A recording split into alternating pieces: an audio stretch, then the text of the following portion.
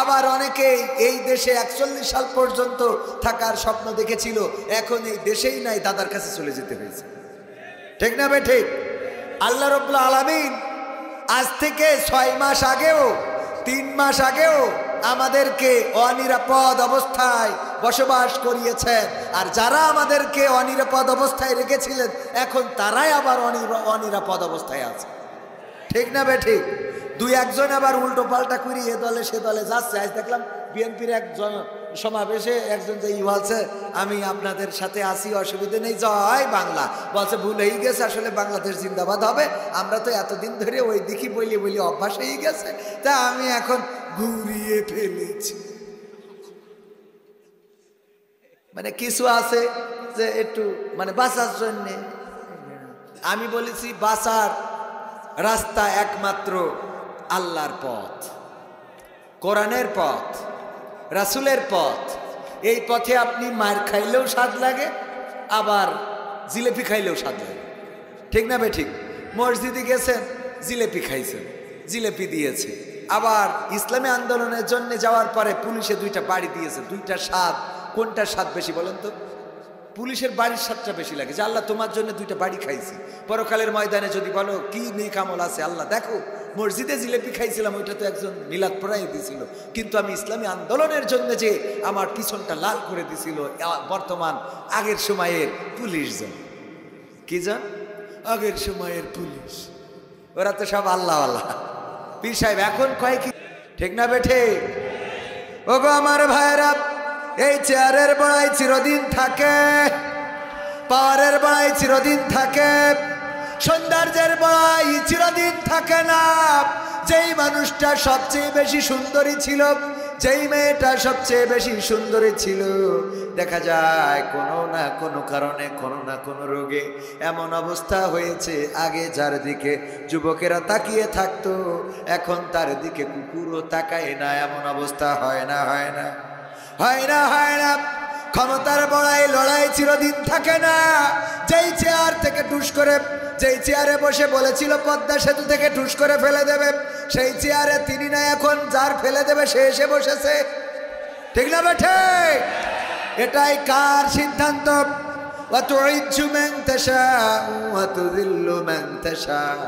আমার আল্লাহ বলেন যাকে চান তাকে ইজ্জত দান করি, আর যাকে চান তাকে অপদস্থ করে ছাড়ি। বলেন ঠিক কিনা?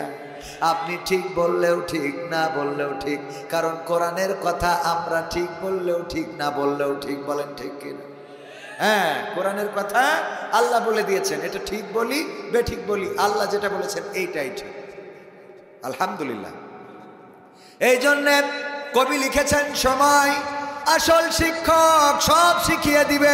কিসের 41 সাল, কিসের 51 সাল, কিসের 61 সাল? আল্লাহ যদি না চান তাইলে 31ও আসবে না। 31ও জীবনে আনা সম্ভব নয়।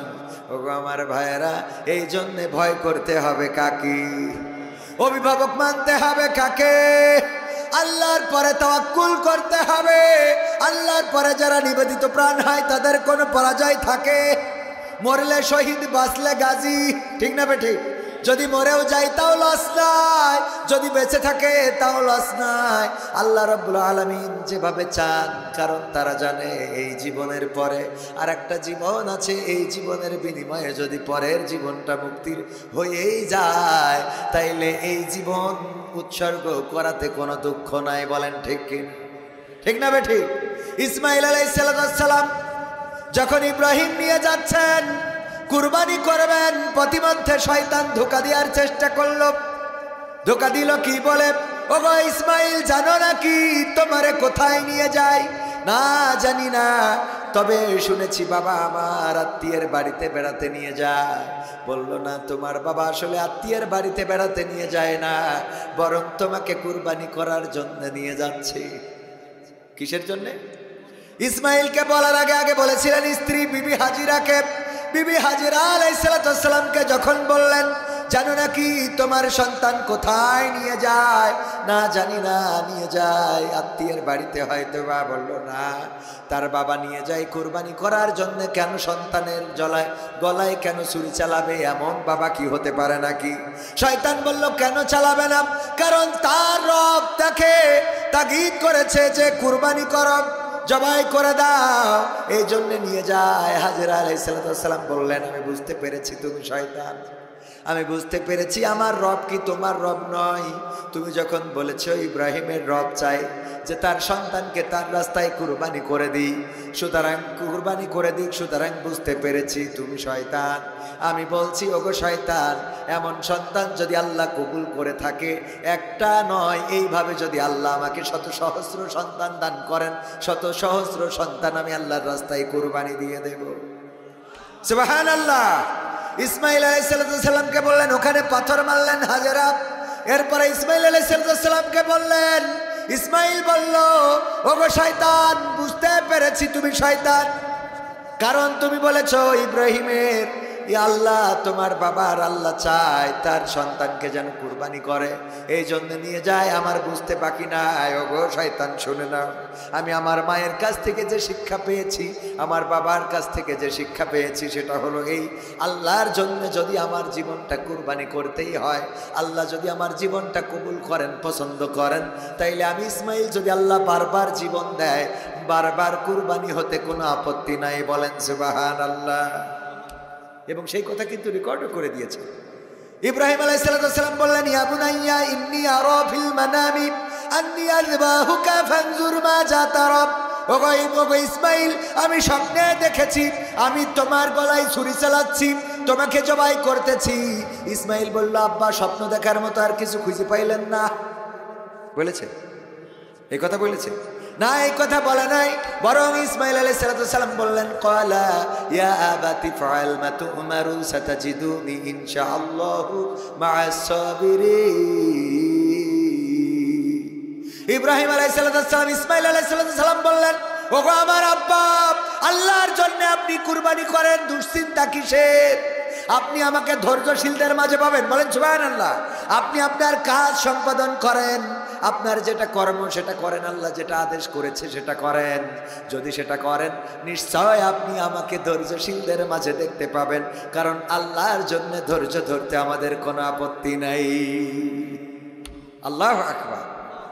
এমনিতেই জান্নাত পায় নাই, এমনিতেই আল্লাহর রাসূলেরা আল্লাহর খলিল হয় নাই, বন্ধু হয় নাই, এমনিতে আল্লাহর ভালোবাসা পায় নাই। ইব্রাহিম আলাইহিস সালাম যখন বুঝে ফেললেন আল্লাহকে, তখন ঘোষণা করে দিলেন, ইন্নী ওয়াজ্জাহতু ওয়াজহিয়া লিল্লাযী ফাতারাস সামাওয়াতি ওয়াল আরদ হানিফান ওয়া মা আনা মিনাল মুশরিকিন। আমার ইব্রাহিম আলাইহিস সালাম যেটা বললেন সেটা কোরআনে রেকর্ড করে দিলেন কে? সবাই বলেন কে? আল্লাহ রাব্বুল আলামিন রেকর্ড করে দিলেন। ইব্রাহিম আলাইহিস সালাম বললেন, আমি নিশ্চয় আমি আমার মুখটা ঘুরিয়ে দিলাম। কোন দিক থেকে? দুনিয়ার সব দল থেকে, সব মত থেকে। আমি দুনিয়ার সব পথ থেকে, আওয়ামী লীগ, বিএনপি, জামাত, জাসদ, বাসদ, হেফাজত যা আছে সব দলের মুখ ঘুরাই নিয়ে একমাত্র আল্লাহর দিকে, আসমান জমিনের স্রষ্টা যিনি, তার দিকে মুখ করে দিলাম। আর আমি ঘোষণা করে দিলাম, আমি মুশরিকদের দলে চলতে রাজি নই। আল্লাহু আকবার।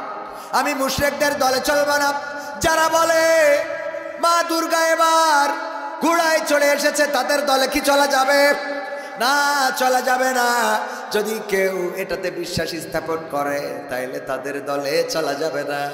ওগো আমার ভাইয়েরা, এইভাবে ইব্রাহিম আলাইহিস সালাম যখন নিজেকে নিবেদিত করেছেন আল্লাহর কাছে, এরপরে নমরুদ আগুনে ফেলার জন্য আগুন প্রস্তুত করে ফেললো। আগুন প্রস্তুত করার পরে ইব্রাহিম আলাইহিস সালাম বললেন, ওগো ফেরাও, ওগো নমরুদ, আমারে রক্ষা করো, আমারে বাঁচাও, তুমি আমার আব্বা হও। বলেছে এই কথা? না, এই কথা বলে নাই।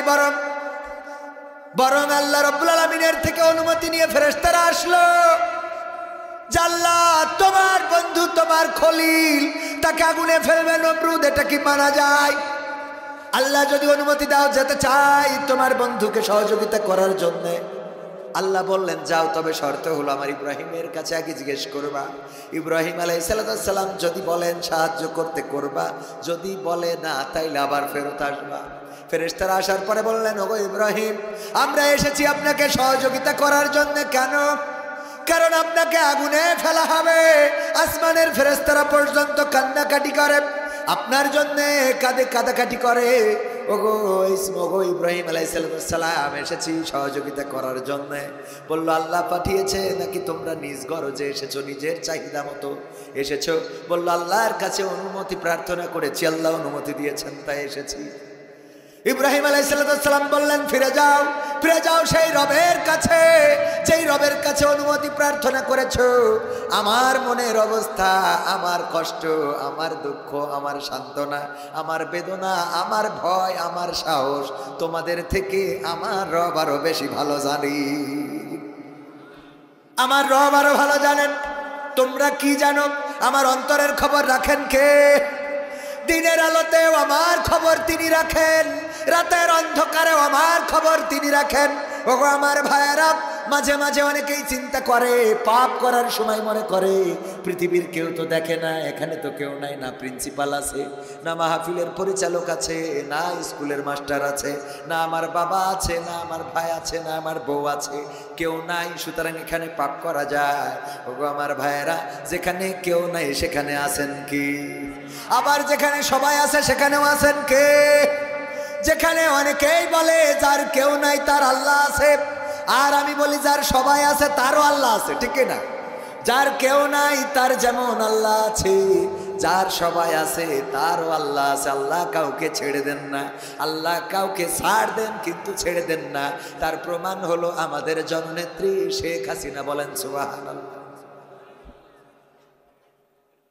ক্ষমতায় কেউ স্থায়ী হয় না, হোক না সে হাসিনা কিবা খালেদা, সে আরটা চিরকাল থাকে না, ঠিক না বেঠে? ক্ষমতায় কেউ স্থায়ী হয় না, হোক না সে হাসিনা কিবা রেহেনা, সে আরটা চিরকাল থাকে না। এই চেয়ারে এসে যদি ভালো কাজ করে তাইলে সে ইতিহাস হয়ে থাকবে, আর যদি কেউ খারাপ কাজ করে তাও ইতিহাস হবে না, হবে না। শেখ হাসিনার আগে অনেক প্রধানমন্ত্রী ছিল, কোনো প্রধানমন্ত্রীর দেশ ছাড়া লাগে নাই, কোনো প্রধানমন্ত্রীর পালানো লাগে নাই। ক্ষমতা ছাড়া লেগেছে কিন্তু দেশ ছাড়া লাগে নাই। বাতিলের পথেও যারা মরে তারা মরে, আবার আল্লাহর পথেও যারা মরে তারাও মরে, মরে না? মরে না। কিন্তু যারা আল্লাহর পথে মরে তারা কি হয়? শহীদ হয়। আর বাতিলের পথে যারা মরে তারা কি হয়? তারা নিহত হয়। সুতরাং আমার গানের মধ্যে সব নেতা নেত্রীর নাম আছে যিনি ভালো করেছেন। যেমন আমার নেতা বসে আছে পাশে, গতবারও ছিল, গতবার ছিল তখন ক্ষমতায় ছিল আর কি, নৌকা। এবার ওই সময় তো খানি এই এখানে মাহফিল বাচ্চা হুজুর সে কি দোয়া করেন পুলিশ এই ধরার জন্য, মনে আছে আপনাদের? হ্যাঁ, ঝপাং করি দোয়া একেবারে নেন তাড়াতাড়ি হুজুর। আমি বললাম তাহলে দোয়া কি? বসে দোয়া করাও লাগবে না, আপনি নামেন। হ্যাঁ, কি দিন ছিল আর কি দিন এলো, ঠিক না বেঠে? কি ছিল আর কি আসলো। গতবারই আমার শ্রদ্ধা ভজন জনাব আবুল কালাম আজাদ বাশার হাফিজাহুল্লাহ, উনি 10টা থেকে 12টা পর্যন্ত আলোচনা করেছিলেন। উনি 12টার পরে আলোচনা করেন না, আমারেও 12টার পরে উঠাইছিল। আপনার এলাকায় আসলেই 12টা, অথচ আমি দাওয়াত নেওয়ার সময় বলি যাই করেন তাই করেন, 10টার মধ্যে স্টেজ দিবেন, 12টা পর্যন্ত করব। যদি 11টায় দেন তাও 12টা, যদি 11:30টায় দেন তাও 12টা, যদি 11:45 দেন তাও 12টা। আর পাবনায় এই অঞ্চলে আসার পরে হুজুরির দেয় 12টায়, দেখি হুজুর কয়টায় শেষ করে, হুজুরির দেবটায় শেষ করে। বুদ্ধি আছে না নাই? অনেকেই মনে করে পাবনায় পাগলা গারদ, মনে হয় পাবনার লোক একটু পাগল বেশি। আসলে না, পাবনার এত চালাক পাবনার মানুষ যে পাগলা গারদে অন্য দেশের পাগল এনে ঠিক করে বাড়ি পাঠায় দেয়, ঠিক না বেঠে? সারা দেশের পাগল সব এখানে এনে ঠিক করা লাগে। তাহলে পাবনায় বুদ্ধি আছে না না? দেখেন সবাই পালাই গেল, সংসদ ধরে পালাই গেল। সংসদ, সংসার, ঘর বাড়ি, রাজহাঁস, মাছ, ছিপ, বড়শি সব ফেলে চলে গেল। কিন্তু পাবনার কৃতি সন্তান তিনি এখনো আসনে আসেন আছে। কি আছে না নাই? পালানো তো লাগলো না, মায়েরও খাওয়া লাগলো না, আমার চেয়ারে আছে। তাহলে পাবনা চালাক না? দেখেন সব জেলার লোক পালাইছে, কিন্তু উনি এখনো সেই চেয়ারে আছে। ঠিক না বেঠে? ক্ষমতায় কেউ স্থায়ী হয় না, হোক না সে হাসিনা কি বারে না, চেয়ারটা চিরকাল থাকে না। ক্ষমতায় কেউ স্থায়ী হয় না, মুজিবুর বেশি দিন থাকেনি, জিয়াউর কেউ তো রাখেনি। ঠিক না বেঠিক? মুজিবুর বেশি দিন থাকেনি, জিয়াউর কেউ তো রাখেনি। এরশাদ চলে গেছে পৃথিবী ছেড়ে, এরশাদ চলে গেছে পৃথিবী ছেড়ে, কেউ আজ তার কথা কয় না।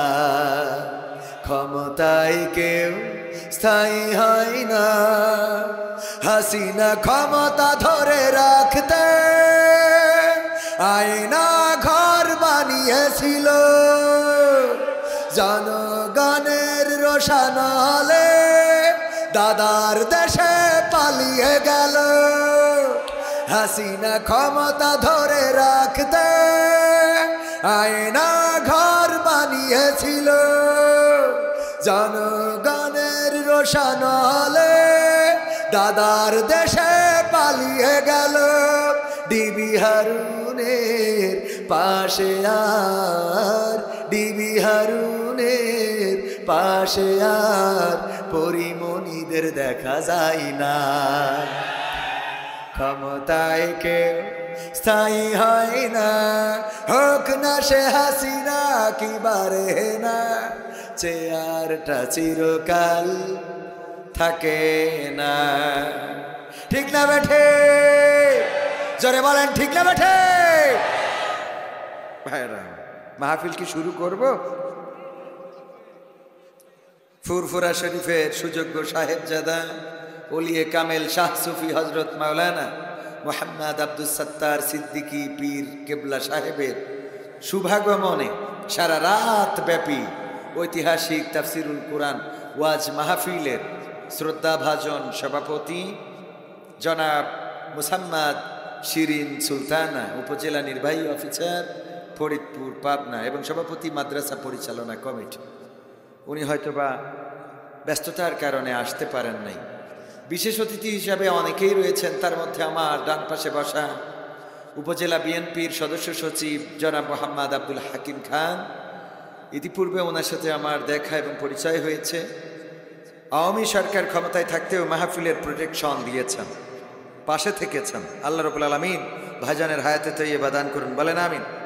আলোচনা করছিলেন বিশিষ্ট ইসলামী চিন্তাবিদ, আলোড়ন সৃষ্টিকারী ইসলামী সঙ্গীত শিল্পী ও তরুণ বক্তা, তরুণ না, উনি শ্রদ্ধাভাজন বক্তা, শেরপুর জামে মসজিদের শ্রদ্ধাভাজন খতিব হাফেজ মাওলানা মোহাম্মদ আব্দুল আজিজ জিহাদি সাহেব সিরাজগঞ্জ। এছাড়া আরও অনেকে আলোচনা করেছেন। হজরত মাওলানা ইমাম আব্দুস সালাম পাবনা এবং আব্দুস সামাদ আজাদি সাহেবও আলোচনা করেছেন। আলোচনা করবেন আমাদের প্রিয়, আমাদের কলিজার টুকরা, ভালোবাসার মানুষ, যার সঙ্গীত শুনে শুনে আমরা বড় হয়েছি, ঠিক না? আমার যখন ফুরাবে দিন, আসবে গহীন রাতি, আমার যখন ফুরাবে দিন, আসবে গহীন রাতি, থেকো আল্লাহ এ জীবনে, থেকো আল্লাহ এ জীবনে, হয়ে চির সাথী, আসবে গহীন রাতি, আমার যখন ফুরাবে দিন, আসবে গহীন রাতি। ও আমার মরমিয়া দরদিয়া, কোথায় গেলে হিয়া নিয়া, ফিরে তো আর এলে না। আমার মনের বনে বিরহ ক্ষণে ক্ষণে, আহমদ নামে দেয় শুধু যাতনা। ও আমার মরমিয়া দরদিয়া, কোথায় গেলে হিয়া নিয়া, ফিরে তো আর এলে না। আমার মনের বনে বিরহ ক্ষণে ক্ষণে, আহমদ নামে দেয় শুধু যাতনা। তোমারই জন্য মন কাঁদে, আখি কাঁদে, ভুবন কাঁদে, শুধু বেদনা হৃদয়ে সে বাসা বাঁধে। তোমারই জন্য মন কাঁদে, আখি কাঁদে, ভুবন কাঁদে, আর কোনোদিন যাব না ওই আঙিনা, না না না, আর কোনোদিন যাব না ওই আঙিনা। আল্লাহর পথে যারা আসে না, রাসূলের প্রেমে যারা ভাসে না, আল্লাহর পথে যারা আসে না, আর কোনোদিন যাব না ওই আঙিনা, আর কোনোদিন যাব না ওই আঙিনা। শাহাদাত শাহাদাত শাহাদাত চায়, শহীদ হয়ে বাঁচতে চায়। শাহাদাত শাহাদাত শাহাদাত চায়, শহীদ হয়ে বাঁচতে চায়। যে পথে শাহাদাত, সে পথে জীবন হারাতে চায়। শাহাদাত শাহাদাত শাহাদাত চায়, শহীদ হয়ে বাঁচতে চায়। আমাকে শহীদ করে সেই মিছিলে শামিল করে নিও। যেই মিছিলের নেতা আমির হামজা, খুবাইব খাবাব, তোমার কাছে যারা অতি প্রিয়, শামিল করে নিও। আমাকে শহীদ করে সেই মিছিলে শামিল করে নিও। বলেন আমিন। কতগুলো গান তারেক মুনার ভাইয়ের শোনাইলাম, এই গানগুলো তারেক মুনার ভাইও এখন গায় না। তার মানে বোঝেন কত চর্চা করেছি আগে, বোঝা যায়। আরো শোনাইতে পারবো, 100টা শোনাইতে পারবো প্রায়, ইনশাআল্লাহ, কম বেশি। তো আল্লামা তারেক মনোয়ার সাহেব মুহতারাম ওস্তাদজি, উনি কিছুক্ষণের মধ্যেই আমাদের মধ্যে চলে আসবেন ইনশাআল্লাহ। উনি আলোচনা করছেন আর এক জায়গায়, আপনাদের পাবনাতেই। স্টেজ থেকে নামার কথা 12টার দিকে, প্লাস মাইনাস হয়তো হইতে পারে। তারপরে এখানে আসবেন। তো উনি আসা পর্যন্ত আমি আপনাদের মাঝে কথা বলতে চাই। শুনতে রাজি আছেন আপনারা? শোনা যাবে ইনশাআল্লাহ? না শুনে করবেন কি? উনি না আসলে তো এখন শোনা ছাড়া উপায়ই নাই, ঠিক না? এখন ইচ্ছা করলেও শুনতে হবে, ইচ্ছা না করলেও শুনতে হবে, ঠিক না বেঠে? ইচ্ছা হইলেও শুনবেন, না হইলেও শুনবেন। এইরকম দ্বিতীয় বক্তা হইতে পারলে এটার যে কি শান্তি, সেটা বক্তারাই বোঝে। কারা বোঝে? বক্তারা। কারণ আপনারা এখন বসে থাকবেন আল্লামা তারেক মনোয়ার সাহেবের জন্যে। আমি যত কথাই যদি মানে সিলেবাসের বাইরেও বলি, তাও শোনা ছাড়া উপায় নেই, ঠিক কিনা? শোনা ছাড়া উপায় নাই। তো যাই হোক, স্টেজে আছেন গণ্যমান্য ব্যক্তিবর্গ, আমার সামনে উপবিষ্ট দিনদার ইমানদার মুসলমান ভাই বাবাজিরা, পর্দার অন্তরালে আমার রত্নাগর্ভা মা এবং বোনেরা, মাইকের আওয়াজ যারা শুনছেন, পাবনার আমার প্রাণ প্রিয় ভালোবাসার মানুষ, আমার যুবকেরা, তরুণেরা, কিশোরেরা, সবাইকে অন্তরস্থল থেকে আনুষ্ঠানিকভাবে সালাম জানাচ্ছি। আসসালামু আলাইকুম ওয়া রাহমাতুল্লাহি ওয়া বারাকাতুহু। আমরা আল্লাহর শুকরিয়া আদায় করছি যে মহান রব দয়া করে মায়া করে আমাদেরকে মানুষ হিসাবে সৃষ্টি করেছেন, আজ পর্যন্ত বাঁচিয়ে রেখেছেন এবং সুস্থ রেখে এই মাহফিলে এনে দিয়েছেন। সেই রবের শুকরিয়া আদায় করে বলছি আলহামদুলিল্লাহ। আমরা যেই সময় এখানে উপস্থিত আছি, সেই সময় একটু যদি চিন্তা করেন বুঝতে পারবেন, অনেকেই হাসপাতালের বিছানায় আছে না নাই, অনেকেই জেলখানায় আছে না নাই। আছে মানে কি, পলক ভাইটাই সবাই জেলখানায়। আবার অনেকেই এই দেশে 41 সাল পর্যন্ত থাকার স্বপ্ন দেখেছিল, এখন এই দেশেই নাই, দাদার কাছে চলে যেতে হয়েছে, ঠিক না ভাই? ঠিক। আল্লাহ রাব্বুল আলামিন আজ থেকে 6 মাস আগেও, 3 মাস আগেও আমাদেরকে অনিরাপদ অবস্থায় বসবাস করিয়েছেন। আর যারা আমাদেরকে অনিরাপদ অবস্থায় রেখেছিলেন, এখন তারাই আবার অনিরাপদ অবস্থায় আছে, ঠিক না ভাই? ঠিক। 2-1 আবার উল্টো পাল্টা করি এ দলে সে দলে যাচ্ছে। আজ দেখলাম বিএনপির এক সমাবেশে একজন যে বলছে, আমি আপনাদের সাথে আসি, অসুবিধে নেই, জয় বাংলা। বলছে ভুল হয়ে গেছে, আসলে বাংলাদেশ জিন্দাবাদ হবে। আমরা তো এতদিন ধরে ওই দিকে বলি বলি অভ্যাস হয়ে গেছে, তা আমি এখন ঘুরিয়ে ফেলেছি। মানে কিছু আছে যে একটু মানে বাঁচার জন্যে। আমি বলেছি বাঁচার রাস্তা একমাত্র আল্লাহর পথ, কোরআনের পথ, রাসূলের পথ, এই পথে আপনি মার খাইলেও স্বাদ লাগে, আবার জিলেপি খাইলেও স্বাদ লাগে। ঠিক না বে ঠিক? মসজিদে গেছেন, জিলেপি খাইছেন, জিলেপি দিয়েছে। আবার ইসলামী আন্দোলনের জন্য যাওয়ার পরে পুলিশে 2টা বাড়ি দিয়েছে, 2টা স্বাদ। কোনটার স্বাদ বেশি বলেন তো? পুলিশের বাড়ির স্বাদটা বেশি লাগে, যে আল্লাহ তোমার জন্য 2টা বাড়ি খাইছি। পরকালের ময়দানে যদি বলো কি নেক আমল আছে, আল্লাহ দেখো মসজিদে জিলেপি খাইছিলাম, ওইটা তো একজন মিলাদ পড়াই দিছিল, কিন্তু আমি ইসলামী আন্দোলনের জন্য যে আমার পিছনটা লাল করে দিছিল বর্তমান আগের সময়ের পুলিশ জন। কি জন? আগের সময়ের পুলিশ। ওরা তো সব আল্লাহ আল্লাহ। পীর সাহেব এখন কয় কি জাতি তো ছিলাম, ওরাও নির্যাতিত। তোরা আমাদের মারিয়ে মারিয়ে ঢুকলি, এখন তোরাও নির্যাতিত। ভাই তোদের কথা মিছে কথা, মিছে কথা বলছি, বিশ্বাস না করলে আমার কি করার আছে? বলছে বলছি তো মিছে কথা, বিশ্বাস না করলে কি করবে? এই না, এমন একটা বাহিনী তৈরি করে ফেলেছিল, যেই বাহিনী আল্লাহ মাফ করুক যারা ছিল সেই সময়, এতটাই কুলাঙ্গার ছিল যে আমার আবু সাইদ বুক পেতে দিয়েছে। সে তো কারো না কারো ভাই, কারো না কারো সন্তান, কারো না কারো কলিজার টুকরা, কারো না কারো ভাতিজা, কারো না কারো আপনজন। তার বুকের পরে গুলি চালাইতেই হবে। আবার গুলি চালাইয়ে স্বরাষ্ট্রমন্ত্রীকে দেখায়, কয় দেখেন স্যার, একটারে মারি হেইডাই মরে, বাকিটা মরে না। কুলাঙ্গার। কি গার? কি গার? এই পুলিশগুলো ফুটেজ দেখে দেখে তাদেরকে আইনের আওতায় নিয়ে এসে জনসম্মুখে ঝুলানো দরকার। বলেন ঠিক কিনা? ইতিহাস করে রাখা দরকার। আমার দেশের আলেম ওলামা, এই পাবনার মাটি সাক্ষী মতিউর রহমান নিজামী রাহিমাহুল্লাহ, তাকে অন্যায়ভাবে শহীদ করা হয়েছে। আজকেও তার 10 লাখ অস্ত্র মামলা থেকে খালাস দেওয়া হয়েছে। এই 16 মানুষকে যারা ফাঁসিতে ঝুলিয়েছে তাদের জনসম্মুখে ঝুলানো লাগবে।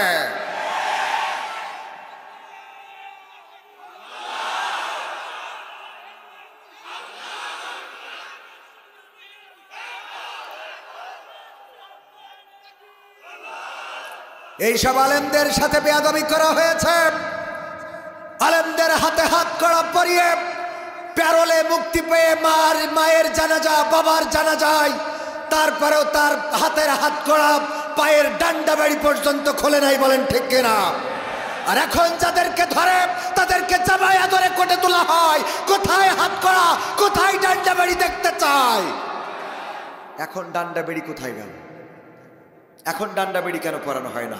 তার মানে এখনো কুলাঙ্গারেরা রয়েছে এই বাহিনীর মধ্যে। এই কুলাঙ্গার বাছাই করা লাগবে। যারা আলেমদের রক্ত ঝরিয়েছে, যারা আলেমদের শহীদ করেছে, আমার ছাত্র জনতার বুকে গুলি চালিয়েছে, আমার আবু সাইদকে শহীদ করেছে, শান্ত মুগ্ধকে পৃথিবী থেকে বিদায় করেছে, এই পুলিশগুলোকে খুঁজে বের করে জনসম্মুখে টানাতে হবে। এরা এখন এসে বলে যে আমরা নির্যাতিত ছিলাম, আমাদের জুতাটাও পাই দিতে দাও নাই। কোরআনের মাহফিলে কথা বলতে এসে স্টেজে যা ইচ্ছা তাই করেছ। এই বাংলাদেশ পুলিশ তন্ত্র আর হবে না। জনগণের টাকায় বেতন পাও, জনগণকে স্যার বলে সম্বোধন করতে হবে।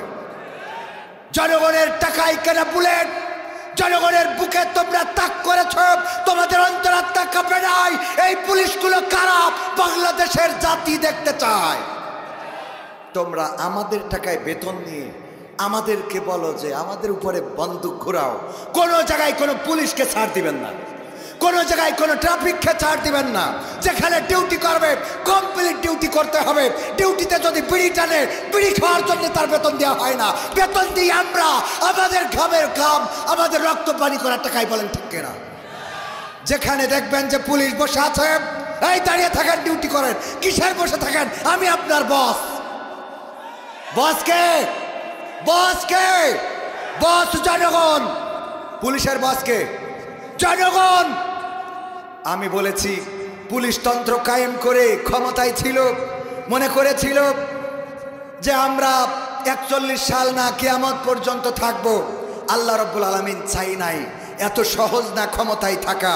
আল্লাহ যদি না চায়, ফেরাউনের পতন হয়েছে, নমরুদের হয়েছে, আবু জাহেল্লার হয়েছে, আব্রাহার হয়েছে, আব্দুল্লাহ বিন উবাইয়ের হয়েছে, ইতিপূর্বে যারা ছিল ওম সাং সুচি আর অটল বিহারী বাজপেয়ী, ওই কে বুশ ছিল, তারপরে আরো যারা ছিল, দুনিয়ার পরে জুলুম করে কেউ টিকে থাকতে পারে নাই। সুতরাং ভবিষ্যতেও যারা জুলুম করবে কেউ টিকবে। তবে হ্যাঁ, কিছু ছিল ভালো, যারা চেষ্টা করেছে সেই খারাপের মধ্যেও ভালো করার। সবাই তো আর খারাপ হয় না, ঠিক কিনা? কিন্তু পুলিশ জনগণের কর্মচারী, এটা মাথায় রাখতে হবে। পুলিশ কাদের কর্মচারী? জনগণের টাকায় যাদের বেতন হয় তারা জনগণের কর্মচারী। পরিষ্কার কথা। ট্রাফিক মোড়ে জ্যাম বাধায় বসে বিড়ি টানবার বর সাথে গল্প করবে, এটা হবে না, এটা হবে না। আগের হাতের মধ্যে মাল পেত, কয় হুজুর আগে মুসাফা করতাম সোয়াবের নিয়তে, আল্লাহ একটু রিজিকটা বাড়াই দিত। মুসাফা করতো সোয়াবের নিয়তে, আল্লাহ রিজিক বাড়াই দিত, ঠিক না? এখন আমি বলেছি যদি কেউ মনে করে যে না